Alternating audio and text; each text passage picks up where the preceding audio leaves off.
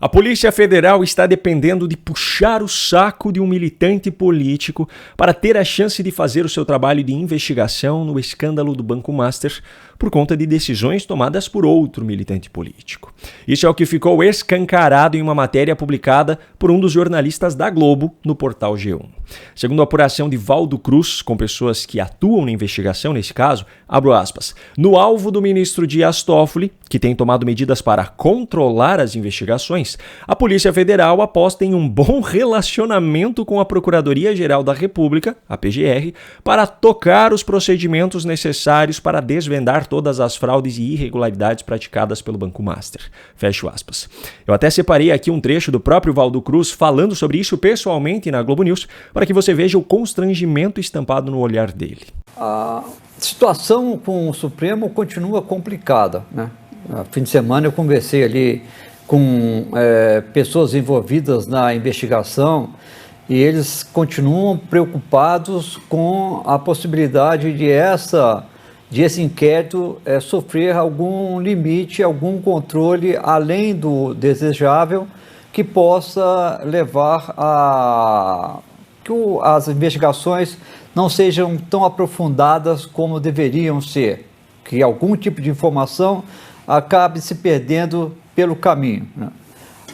O que é um ponto positivo, segundo eles, é que a relação entre a PF e o PGR, o Paulo Gonet, né, Andrei Passo Rodrigues e Paulo Gonet, da Procuradoria-Geral da República, está muito boa, né?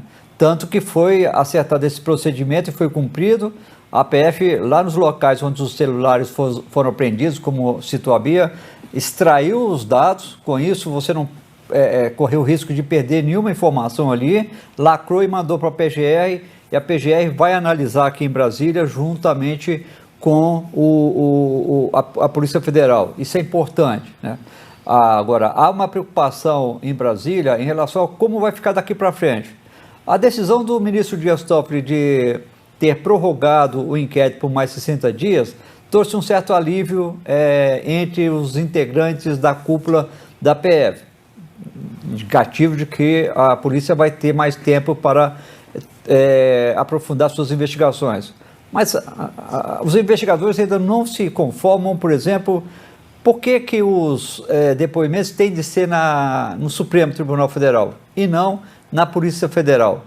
É algo que eles acham que é uma tentativa de controlar o que cada pessoa vai depor, vai contar nos depoimentos. Isso é ruim, né? Primeiro ponto que precisa ser destacado é o quanto o pessoal da Globo relata isso tratando como se fosse normal, como se fosse apenas mais uma terça-feira em Brasília. Em alguns casos, a militância política é tanta que, em vez de relatar claramente que Toffoli está agindo de maneira ilegal, inconstitucional, imoral e inescrupulosa, tem matéria sendo publicada sobre o inusitado Dias Toffoli, como escreveu a militante Miriam Leitão. Agora o segundo ponto. O cara colocado por Lula para chefiar a PGR é Paulo Gonet, aquele que transformou as denúncias da suposta tentativa de golpe em peças teatrais recheadas de adjetivos para cada ação. Violando completamente o princípio da imparcialidade processual, a presunção de inocência e o dever de sobriedade institucional, Gonet transformou documentos que deveriam ser estritamente técnicos em apelos emocionais, em retórica política e antecipação de culpa, com adjetivos como perverso, desprezível, nefasto, entre outros, para descrever cada ação. Pois bem, é desse cara que a Polícia Federal está tendo que puxar o saco ou apostar no bom relacionamento, como diz a Globo, tudo isso por conta das decisões do inusitado Dias Toffoli, como escreveu Miriam Leitão. Para isso, inclusive, a PF aposta no bom relacionamento do PGR com o diretor-geral da PF, Andrei Rodrigues, outro militante colocado por Lula no cargo. Enfim, para quem não se lembra, Dias Toffoli, o relator do caso Master no STF, além de ter decretado sigilo máximo sobre o processo poucos dias depois de ter viajado para Lima, no Peru, em um jato particular onde também estava o advogado Arruda Botelho, que representa um dos investigados nesse caso e que curiosamente é o autor do pedido para a decretação de sigilo, além do fato da sua esposa já ter sido sócia de um dos advogados de Daniel Vorcaro, além de ter um negócio da sua família envolvido na teia de fraudes do Master, Master, um negócio que, por sinal, foi comprado por um advogado ligado aos irmãos Batista, cuja empresa já teve uma multa bilionária suspensa pelo próprio Toffoli, curiosamente quando essa empresa era defendida pela esposa do próprio Toffoli.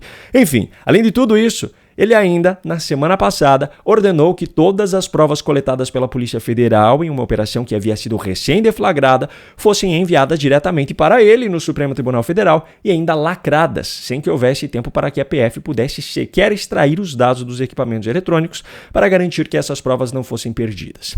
Depois da repercussão negativa ao longo daquele dia, ele mudou de ideia e ordenou o envio do material à PGR, aquela que é comandada por Paulo Gonet.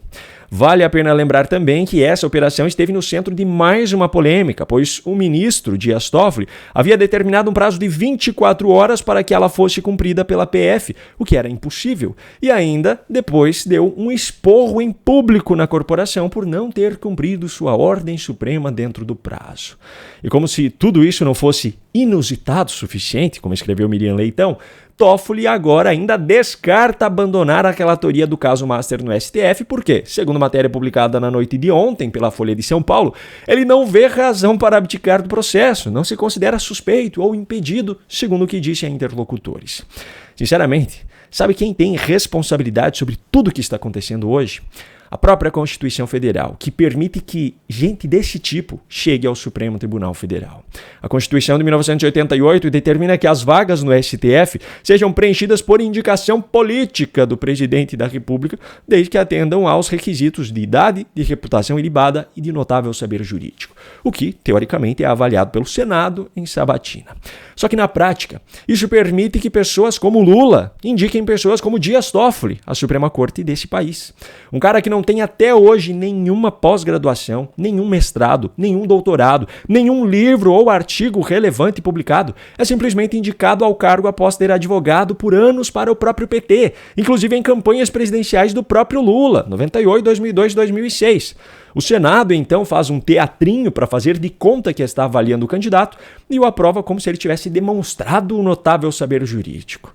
Se a Constituição determinasse o preenchimento das vagas no STF somente por pessoas com pelo menos alguma especialização em direito constitucional, metade dos atuais ministros não estariam no cargo. Se a Constituição determinasse o preenchimento das vagas no STF somente por pessoas com carreira dentro da magistratura, 90% dos atuais ministros não estariam no cargo. Se a Constituição determinasse o preenchimento das vagas no STF por concurso público em vez de indicação política, provavelmente nenhum dos atuais ministros estaria no cargo e provavelmente nós não teríamos nem metade dos problemas de parcialidade que nós temos hoje dentro da Suprema Corte. A legislação brasileira permite que pessoas como Dias Toffoli cheguem ao cargo de maior autoridade nesse país e, com a índole e a relação dele com pessoas envolvidas em determinado caso, é óbvio que decisões assim seriam tomadas. Enquanto não houver alterações na legislação, pode haver troca de ministros, pode haver descarte do sistema, pode haver um milagroso impeachment, mas os mesmos problemas vão sempre continuar acontecendo, só muda o nome do responsável pelas decisões.